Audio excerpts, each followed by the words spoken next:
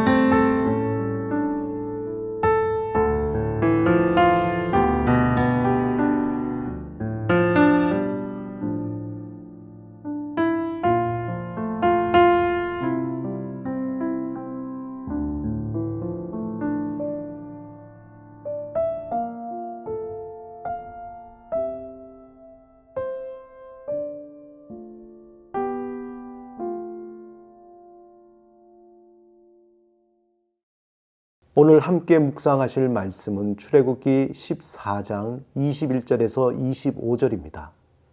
이 말씀을 통해 하나님이 우리에게 주시는 음성을 듣겠습니다. 모세가 바다 위로 손을 내밀매 여호와께서 큰 동풍이 밤새도록 바닷물을 물러가게 하시니 물이 갈라져 바다가 마른 땅이 된지라. 이스라엘 자손이 바다 가운데를 육지로 걸어가고 물은 그들의 좌우에 벽이 되니 애굽 사람들과 바로의 말들, 병거들과 그 마병들이 다 그들의 뒤를 추격하여 바다 가운데로 들어오는지라. 새벽에 여호와께서 불과 구름 기둥 가운데서 애굽 군대를 보시고 애굽 군대를 어지럽게 하시며 그들의 병거 바퀴를 벗겨서 달리기가 어렵게 하시니 애굽 사람들이 이르되 이스라엘 앞에서 우리가 도망하자. 여호와가 그들을 위하여 싸워 애굽 사람들을 치는도다. 우리가 가지 않은 길을 간다는 것은 일종의 모험이며 두려워하는 일입니다. 하지만 그 길을 잘 아는 안내자가 있다면 그 두려움은 즐거움으로 바뀌게 됩니다. 예를 들어 우리가 다른 나라로 여행을 간다면 알지 못하는 길이지만 그 여행을 즐겁게 보낼 수 있는 것은 그 여행지에 우리를 안내하는 안내자가 있기 때문입니다.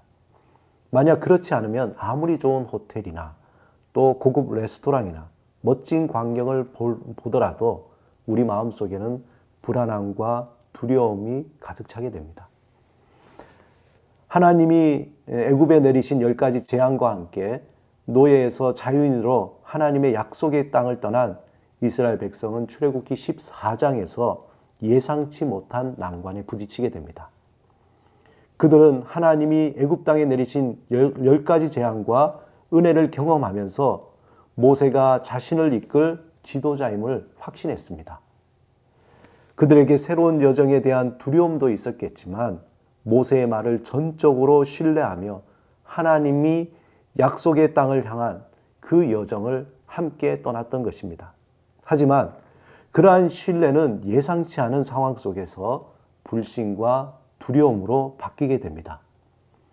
출애굽기 14장에 모세를 따라 떠난 이스라엘 백성은 애굽에서 모든 고난이 끝났고 이제는 안심하고 기뻐하며 소망으로 하나님이 주신 약속의 땅으로 가는 것에 집중할 수 있었습니다. 그들은 모세의 말대로 비아히롯 바닷가에서 장막을 쳤습니다.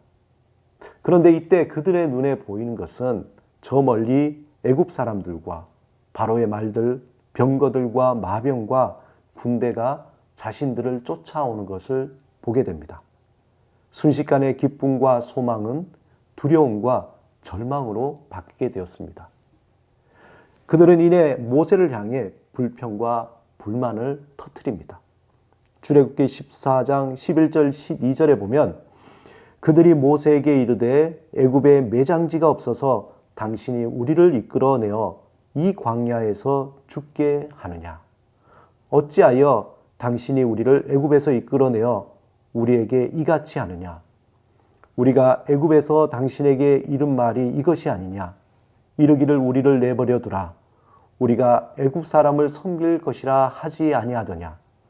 애굽 사람을 섬기는 것이 광야에서 죽는 것보다 낫겠노라. 그들은 거침없이 모세에게 불평과 원망을 터뜨립니다. 그리고 모세는 단호하게 하나님이 그들을 위해서 행하실 구원의 역사를 보라고 종용합니다. 이스라엘을 인도하던 하나님의 사자들이 애굽 병사와 또한 이스라엘 백성 사이에 구름과 흑암으로 가로막고 이스라엘 백성을 보호하기 시작했습니다. 이때 모세는 하나님의 말씀대로 두 손을 들어서 바다를 향하자 놀랍게도 바닷물이 둘로 갈라지고 그 사이로 마른 땅이 드러나게 되었습니다. 이스라엘 백성은 갈라진 바닷물 벽 사이로 걸어가기 시작했습니다. 그리고 그 바다를 다 건넌 후에 애굽의 군대가 그들을 추격하여 갈라진 바다 사이로 들어가자 하나님의 말씀대로 모세는 바다 위로 손을 내밀었습니다. 그러자 갈라진 물이 다시 흐르며 모든 바로의 군대를 덮어 하나도 남김없이 다 수장된 것입니다. 이런 모든 장면을 이스라엘 백성은 두 눈으로 똑똑히 보게 되었습니다. 아마 그들은 하나님이 하신 일을 보며 두려워 아무 말도 못했을 것입니다. 아마 그들은 하나님이 그 하신 그 일을 통해서 정말 놀라우신 하나님, 위대하신 하나님, 전능하신 하나님을 직접 경험하게 된 것입니다. 홍해를 건너는 이 사건은 이스라엘 백성에게 너무도 충격적이어서 하나님을 더욱더 신뢰하게 되는 잊을 수 없는 그러한 사건이 되었습니다. 이스라엘 백성은 이미 10가지 재앙을 통해서 이전에 경험해보지 못했던 것을 경험하며 또한 이전에 알지 못했던 여호와 하나님이 누구신지 그들은 알게 되었습니다. 그런데 그들의 눈앞에 펼쳐진 홍해가 갈라지는 그 사건은 이전과는 비교할 수 없는 너무도 놀랍고 놀라운 사건이었습니다.